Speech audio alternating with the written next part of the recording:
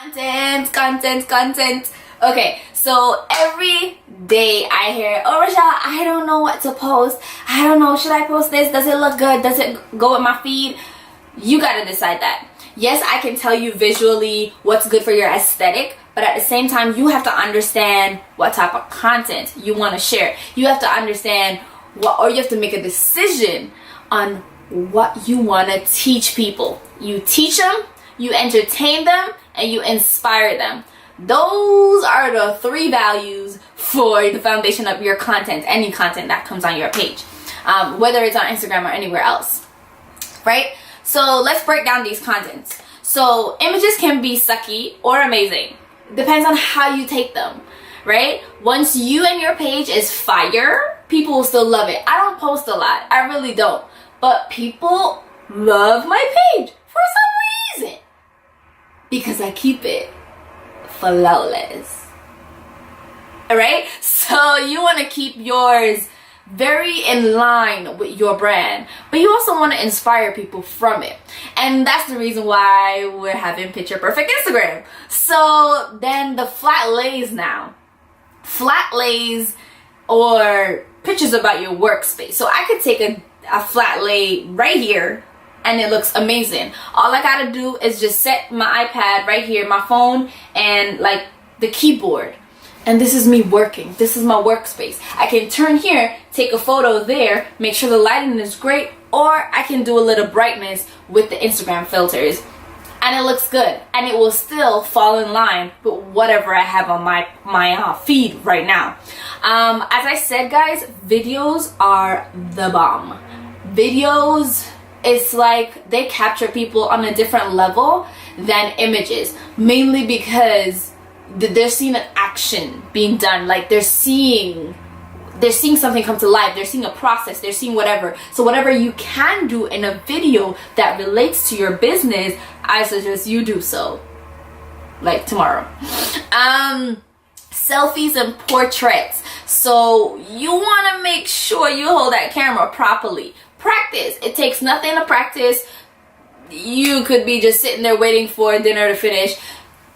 Start practicing about that selfie, because you never know when you're gonna need to do it. We don't need to see your nose, so the positioning of the phone is very important, especially if you have some natural lighting or some lighting happening. You don't want to take extremely dark photos unless that's your thing. It's not my thing. I like the light, I like airy, I like the pink and the white, right? Also, it does not need to be staged. I know I have a thing for making sure that my background has a certain look, and then I can be as funky as I want to be. But my background should always have this plain, minimalistic look. But then I need to be vibrant and funky and print and movement. That is my style and my vibe. So you need to figure out what's yours. Keeping it on brand. Wow. Stay on brand. You know, if your color palette has 5 colors, you can only use one for quotes. You can only use the second one for flat lays. You can only use the third one for announcements, or the first 2 for announcements. It doesn't matter. You don't have to use all 5 colors in the same thing. You don't always have to post your logo in the same way. And if I did your logo, that means you have a watermark. So get that watermark on those photos, darling. Please and thank you. Also, when you are keeping it branded, you want to take your fonts into consideration. If something is not in your brand guide, you don't need to use it. Unless it complements, then you can use it. But if it doesn't complement it, don't use it. Where you use it for? It not needed. That's for that. Post it on your stories, because it's temporary. Right. So you also want to make sure that whatever you have within your brand, it's interchangeable.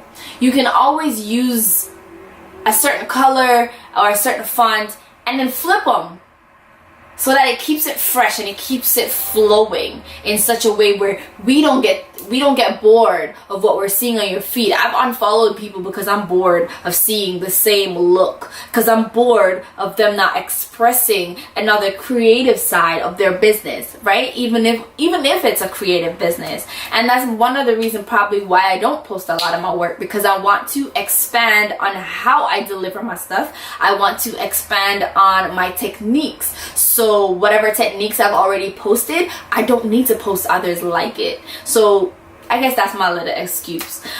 If you are posting quotes, if you are posting a tip, it doesn't matter. If you are posting something that is written, fonts are everything.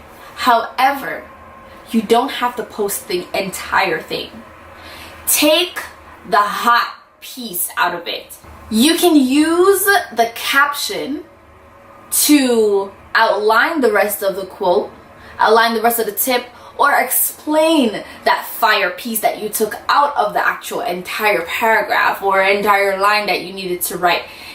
If it's something about web designers and it says, "She is fire," that's all people need to know. She is the fire.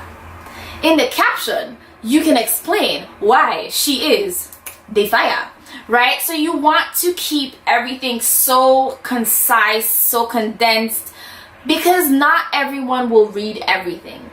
And sometimes visually, a quote looks better when it's under 10 words, when it's under 5 words, or when it has a lot of leading and spacing in between the lines if it's a lot.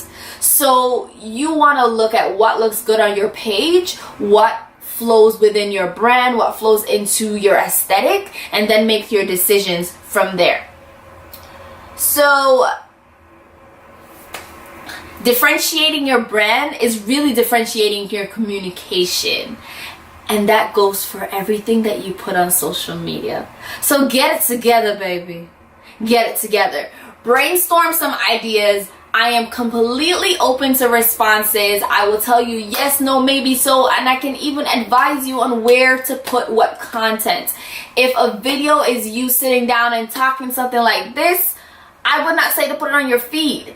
If it's something really quick, I'd be like, "Hey guys, here are 3 tips for something," then that can definitely go on your feed. If it's something a little bit longer of a discussion, then you want to take it to your IG Live, save it, and hit it up on the IGTV after 24 hours. Alright, so next we're going to talk about putting it in your calendar and making sure that you guys are posting consistently.